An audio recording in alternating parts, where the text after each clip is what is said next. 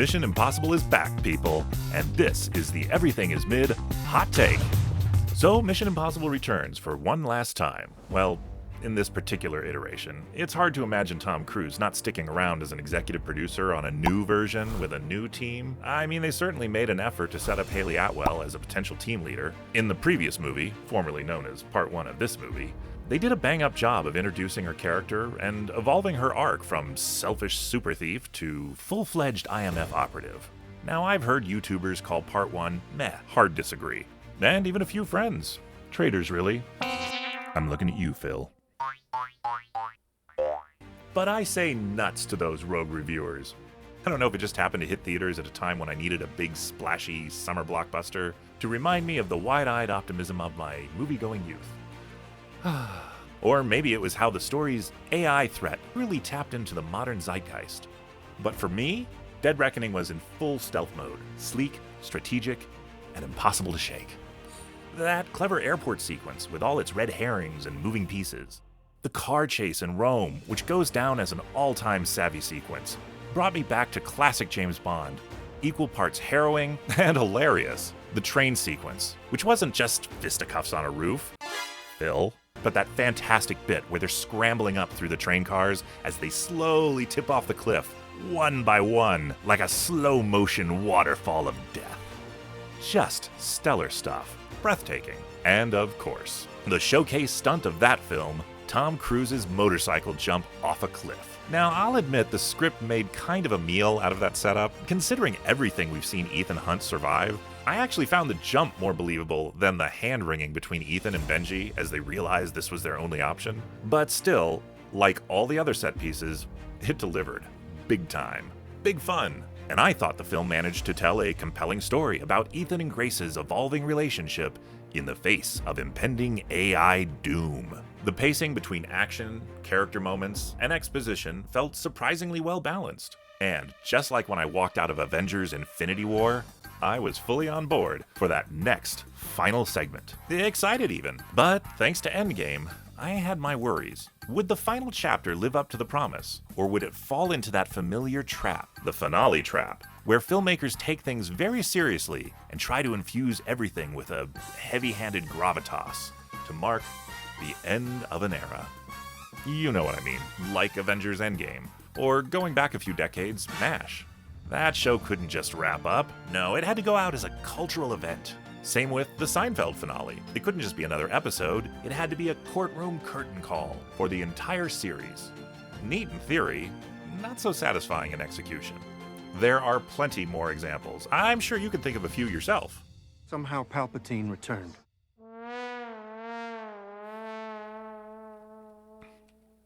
And I encourage you to share your favorite finale fails down there in the comments. While you're there, giving that like button a little tap wouldn't hurt either. Now, don't get me wrong, I get what these finales are trying to do.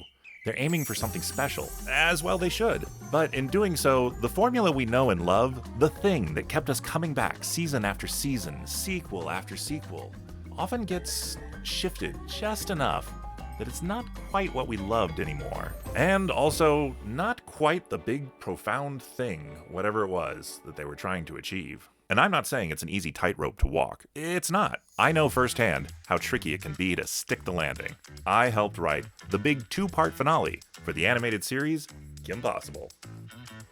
And let me tell you, we spent weeks trying to thread that needle to deliver something that felt bigger than a regular episode, without losing the tone, the pace, and the charm that made the series work in the first place.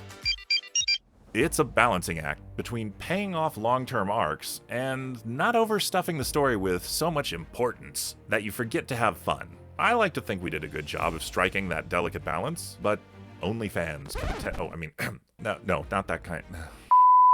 Only fans can say for sure. So, when I sat down for Dead Reckoning Part 2, the final reckoning, that was the big question hovering over my popcorn. Would they stick the landing? Or would this final mission self-destruct before the tape even finished playing? Let me start by saying that when I say this is a spoiler-free review, I mean I'm not going to walk you through the whole movie or reveal how any of the story bits get resolved, but I will be referencing some things that happen. Moments that you've probably seen in trailers or marketing or something from the previous movie, just without context. If you've been keeping up, you're probably safe.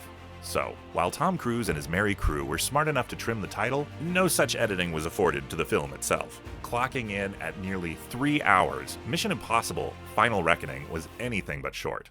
And yes, Mission Impossible 8 does go full endgame. When the story opens, some time has passed since the cliffhanger ending of Dead Reckoning Part 1. We jump ahead into a dystopian future where the ramifications of that film are now in full swing. And, much like Endgame, we spend a good chunk of the first hour just living in that bleak future, establishing the new status quo and laying out the stakes for Ethan's final mission. And I gotta say, I found it a bit frustrating. They set the table, and then reset it, and then explain the table, and the chairs, and the silverware, and just when you think it's finally time to dig in, another round of exposition. Tension on top of tension. By the time we finally get to the actual action, I was practically shouting, "Let's get on with it already!" That said, when it does go, it goes hard. Once the mission kicks in, the movie takes off like a rocket. And sure, maybe that setup was all necessary just to justify the scale of the final showdown. But it came at a price. The formula that's made these movies so enjoyable, the balance of character, spectacle, and spycraft, feels weighted down by the sheer amount of plot. There's so much table setting, at times it feels like the characters barely have any room to move. Now, the world is always at stake in these movies, that's standard IMF protocol. But usually it's just a few shadowy puppet masters pulling the strings, while the rest of the world carries on oblivious. This time, the whole world is in on it. Every military, every agency, every official, all aware, all reacting, all stressing out. It ups the stakes for sure, but it also shifts the tone from slick espionage to global panic. Still, amidst all the mayhem, we do get some solid character work. Grace and Ethan's relationship evolves with more trust, more urgency, and more of that "I'll save your life if you save mine" energy. Luther is still operating in the shadows, but he gets more emotional weight this time around. And, unlike previous entries, his present looms large right until the very end. Some familiar faces return, including Paris. Not a spoiler, she's in the trailer, and she shows up early with zero mystery about it. I liked her in Part 1, and she gets more to do here than just show up for a cameo. Angela Bassett returns, doing a credible job as the hard-nosed commander-in-chief. And I couldn't help but notice a conscious effort towards gender parity. For every steely military man, there's a steely military woman. It's clearly an intentional choice. In earlier installments, glimpses of Ethan's wife helped ground the story, offering a civilian presence that brought some real-world vulnerability to balance out all the tough-as-nails mission mavens. And to that end, I also still miss Rebecca Ferguson's Ilsa. A deadly spy? Yes. But one who brought an emotional anchor that gave the series some much-needed heart. Still, Hayley Atwell shines as Grace, a natural fit for this high-stakes universe. As her bond with Ethan deepens, the script builds on her emotional complexity while still slipping in a clever nod to her thieving roots, reminding us just how far she's come since joining the team. Benji gets to step up too, and a few new recruits are put through the ringer. But let's be honest, whatever's going on with the characters, it's swept up in the massive current of plot, driven by the Entity. The entire movie is one giant ticking clock, and at times, the pacing suffers under the pressure of trying to be the most important installment yet. Now, as for Tom's stunt work, I call him Tom. This time around, he gets a big showpiece with that ridiculous biplane sequence. Though, if I'm being honest, the hero versus villain canyon chase in Mission Impossible Fallout, the helicopter sequence felt organic. They were at a remote camp, helicopters made sense. Here, it's just, somehow, biplanes. Not just any biplanes either. Freshly painted, gleaming, museum-quality biplanes. That was just lucky. I know, right? That said, my favorite action sequence in Final Reckoning wasn't the usual fast-paced explosion every second kind. This one was more like a slowly tightening vice, a claustrophobic, tension-filled ordeal aboard a certain sunken submarine. No spoilers, but it was masterfully executed, and proof that you don't need sky-high stunts to deliver white-knuckle intensity. My savvy son, who apparently learns fancy words from playing Subnautica, said this scene hit him right in the gut with a heavy dose of thalassophobia. I can't say I disagree.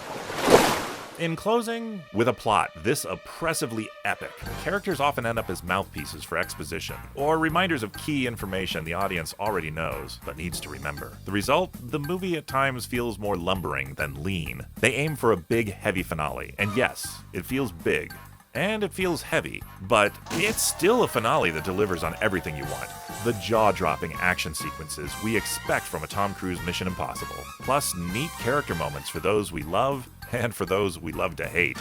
I'm not going to spoil whether Gabriel finally gets his just desserts, but if he does, this would be the movie to serve it up. And it would be pretty satisfying. I mean, I imagine it would be, if they did that. Not saying they did. Beyond that, what really stands out is how this film doesn't settle for just a casual nod to the past. Instead, it consciously weaves in threads from earlier movies to fully tie together the entire series into a cinematic climax that's surprisingly rewarding. That kind of thoughtful closure is exactly what a franchise like this deserves. So, if you've been along for the ride, buckle up. You're gonna get a big, bold, and yes, overblown send-off that, despite its flaws, is a worthy final chapter in the Tom Cruise Mission Impossible saga. And if action flicks bore you to tears, well, why are you even watching this hot take? I mean, I'm glad you're here, but for the rest of you savvy viewers, your mission, should you choose to accept it, is to check it out. Oh, and to hit the like and subscribe.